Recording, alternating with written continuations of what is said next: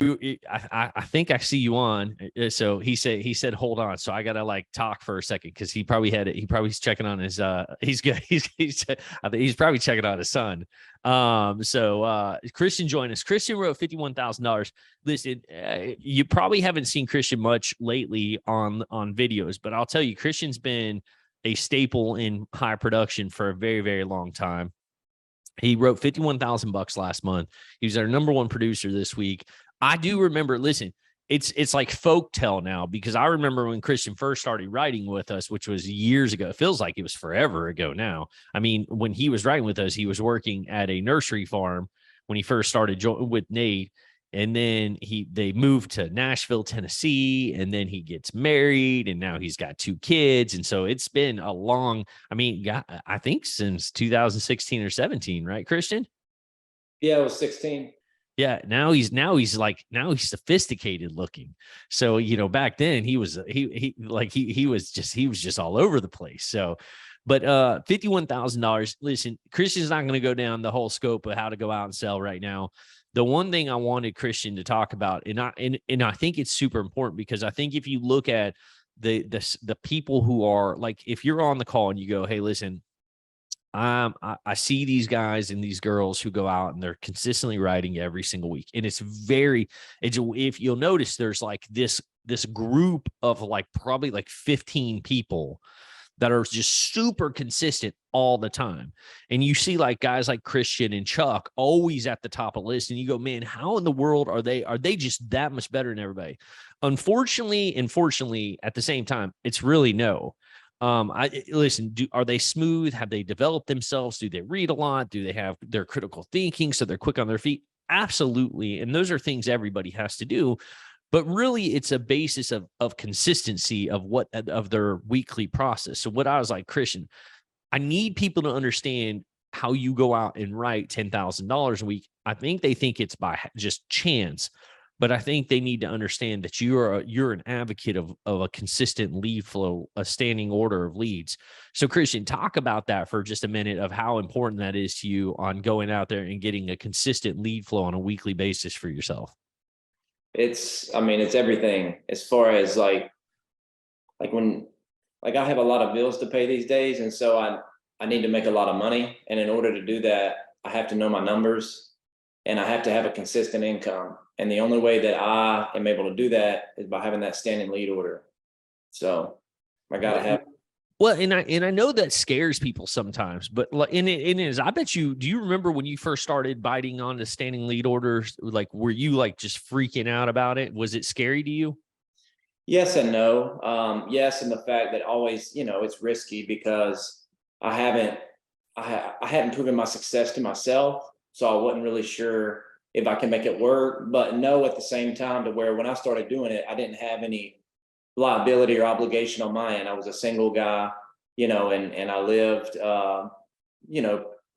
pretty mean. So at the time, I didn't really have a risk like that to where if I failed, that the whole world would collapse. But anything new and anything uncomfortable obviously can be scary because you're unsure. But if you can rest assured in anything, just know that there's ups and downs in this business, but the only way to get back to the ups is with consistency. So without scaring everybody, because I know people are going to get scared by it, what do you spend on average on a weekly basis on your lead flow? 1,500 to 2,000.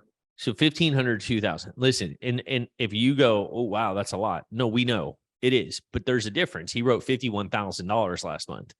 So like if you do basic math and you take the 51,000 times his contract times his placement times and subtract your lead flow, his cash flow, I rest assured his cash flow is good, right, Christian?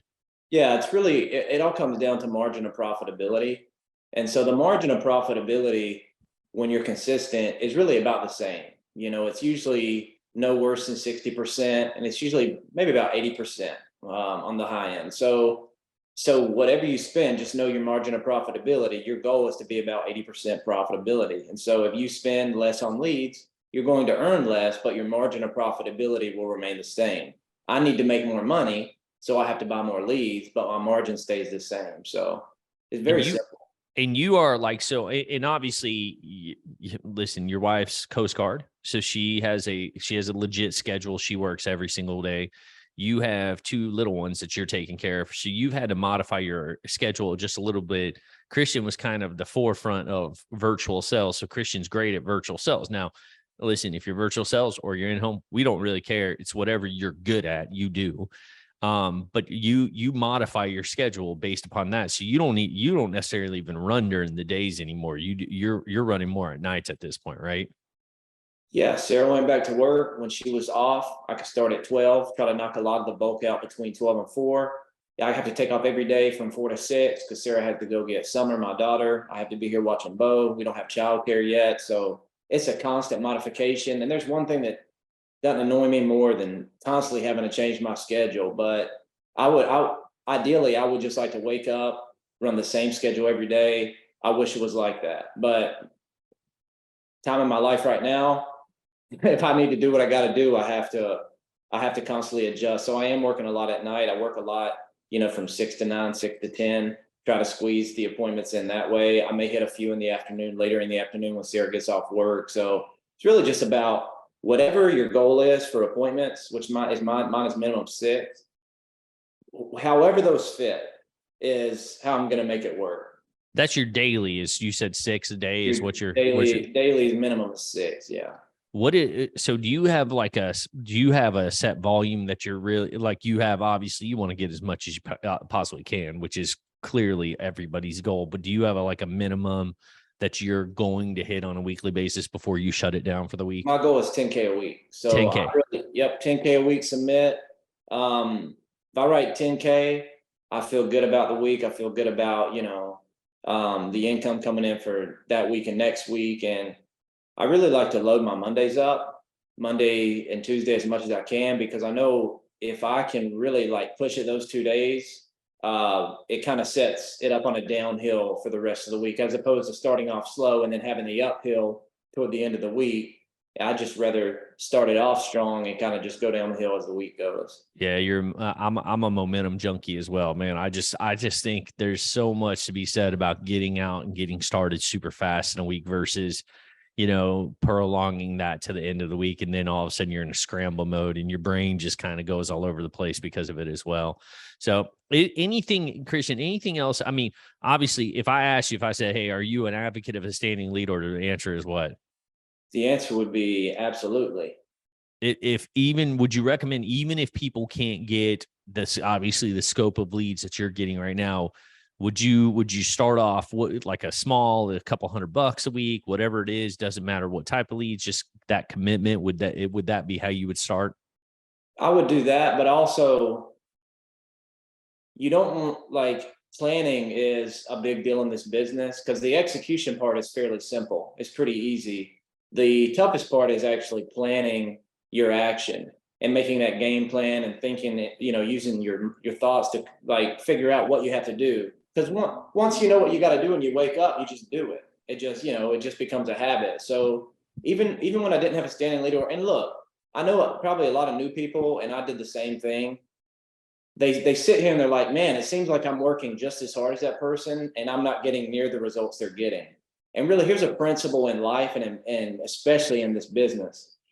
If you can learn to create the habit of doing more than you're paid to do consistently long enough, eventually the tide will shift to where now you're getting paid for more than you do.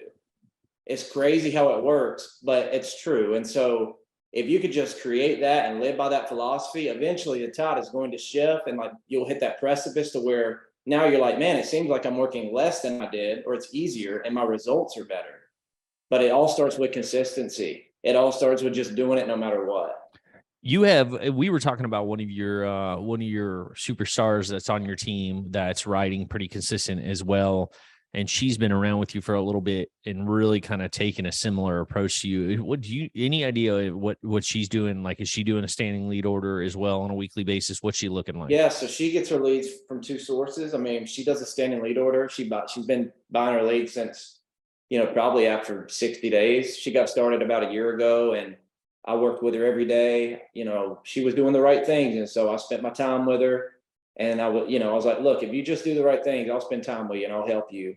And she's all virtual, and she's gotten to the point to where she's minimum 15K a month in an issue. And she's getting close to doing 20K a month consistently. And she's really a perfect example of compound interest, to where you never, like a year from now, if you just do the same thing, all your efforts will compound into the result you want.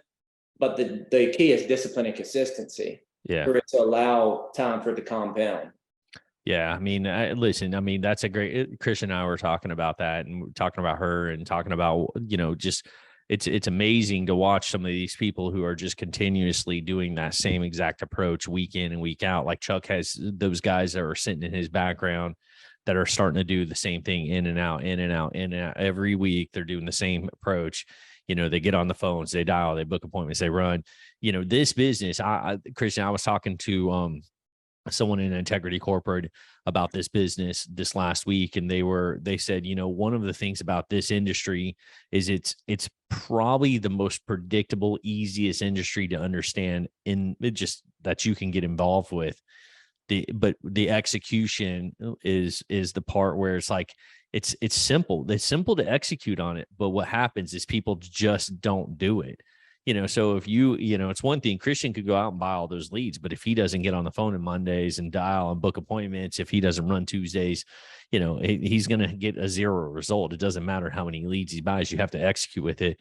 The one thing about the standing lead order, and again, if you're not familiar with the standing lead order, let me give you a recommendation. It's leads@equusfinancial.com. Reach out to them. Just reach out. Leads at LEADS, leads@equusfinancial.com. Reach out to them. Just set up a time. They'll go over everything with you. They'll talk about the counties. They'll talk about what's available. They'll talk about lead flow. I tell you right now, lead flow is not a problem. There is leads coming everywhere. There's leads all over the place. Do not be scared to get on the phone with them and commit to something small. There's also something in you that changes when you start making that weekly commitment, because it puts a little bit of pressure on yourself to go out and perform. And unfortunately, and this is for Christian, for Chuck, for anybody who goes out and performs on a weekly basis, we are nothing without pressure. Just be aware, we're not without pressure. It's like going to the Olympics and running the 100-meter dash, but there's no one there with you. Do you think you're going to go set a world record at that point? Absolutely not, because there's nobody to push you and compete with. That's any time in your life that you've ever performed at a peak, at the highest level that you've ever performed at, it's when you've had pressure, right? You have to have pressure. It's no different. Like, you've heard the analogy about boiling and what a boiling water does versus 1 degree difference from 212 to 211. 212 can run a locomotive. 211 won't do anything. It will just be some bubbling water. And so you have to put pressure on yourself to perform. Those standing lead orders will put pressure on you. Listen, Christian performs. It's because he's putting pressure on himself. Now, listen, he's got the other pressure is you got bills, right? Christian, you got bills. You gotta pay them, right? But the other thing is like, listen, that pressure to perform is there because he's committing to a heavy load of leads on a weekly basis. If he doesn't perform, then he's just sitting there. He's 1 degree difference from running a locomotive versus not. So you have to set pressure on yourself to perform. Every person here. That's why, like, it's funny. If Christian's heard me for years, Chuck's heard me for years. These guys have been around a long time.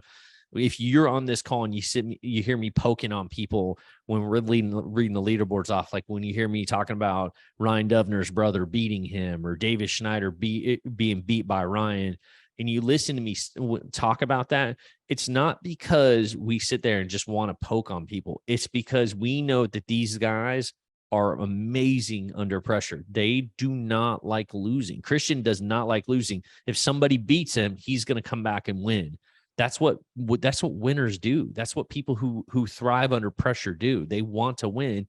And lo and behold, when they win, all of a sudden they make more money and things work out better for them. So just be aware. pressure is key. Christian, is there anything else, like if you can think about anything else that really helps you, especially because obviously one of the things we notice is that there's not a lot of people that are setting up their standing lead order. So we want you to look into that. We want you to work on yourself and work on that pressure, or setting yourself up for that positive momentum, that pressure to help you perform. Is there anything else that you can think of that if you were talking to these newer folks that really could just take them and help them kind of focus forward on going out there and performing on a weekly basis? I can, man. Yeah, I think before anything, before standing lead orders, before running your appointments, I think it really begins with getting really clear on what you want and the result you want. Because, you know, if there's a vagueness or a broadness or an unclarity, then your activity can't really be focused in a certain direction. And without clear focus, attention, and activity, you're not really going to achieve anything. If you don't have a target to aim at, you don't know what to do. So, like in the beginning, before anything, figure out what exactly you want. If you don't want to make $1 million a year, that's fine.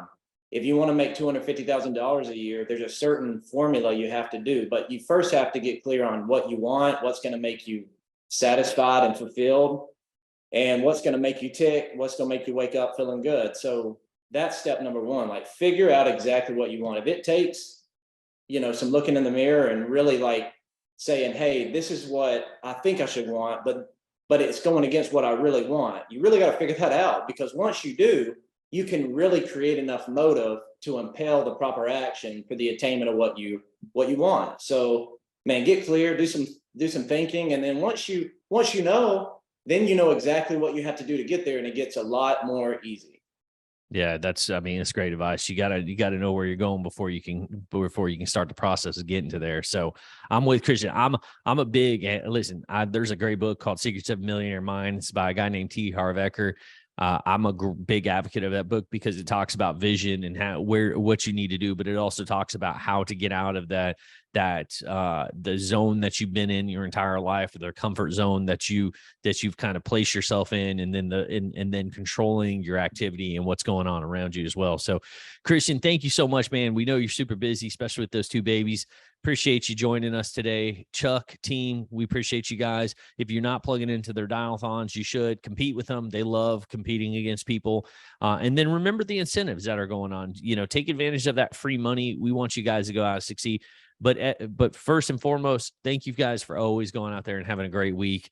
We look forward to you guys going out there and killing it this week. Reach out to leads@equusfinancial.com. Learn more about standing lead orders and how it can help you perform at a better level. But we'll talk to you guys all next week. Take care. Have a great week. Bye-bye.